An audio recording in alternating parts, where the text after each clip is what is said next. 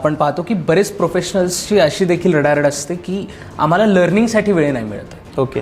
तर अशा लोकांना काय सल्ला द्या की तुम्हाला जर आयुष्यामध्ये करिअर हवं आहे, ग्रोथ हवी आहे, तर तुम्हाला थोडासा टाइम हा काढावाच लागतो. बिकॉज आपण म्हणतोय की हे जग आता कंटिन्युअस फास्ट चालत राहिलं आहे किंवा AI सिस्टम आलेले आहेत, नवीन प्रोग्रॅमिंग आलेली आहे. आपण म्हणतो की कंपन्यांचे ले ऑफ्स होतात.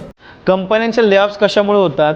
तर लोक स्वतःला अपग्रेड करत नाहीत. जी लोक आता जॉबला आहेत किंवा जे कॅन्डिडेट्स जॉबला आहेत ते स्वतःला अपग्रेड करत नाहीत. तुमचा टाइम बाउंड किती असतो? तुम्ही 9 तास 10 तास काम करता. त्यानंतर तुम्ही इंस्टाग्राम किंवा बाकीच्या सोशल मीडिया ह्या ज्या यूज करताना जर आपण फक्त 20 ते 30 मिनिटं ही स्वतःला दिली, स्वतःला अपग्रेड करायला दिली, तर रोजचे 30 मिनिटं तुम्ही जर आठवड्याचा वीक जर आपण पकडला तर 6 × 3 किती होतात? 30 मिनिटं जर आपण धरले 3 तास होतात. कुठलाही एखादं स्किल आपल्याला 3 तासामध्ये आरामात अपग्रेड होतं.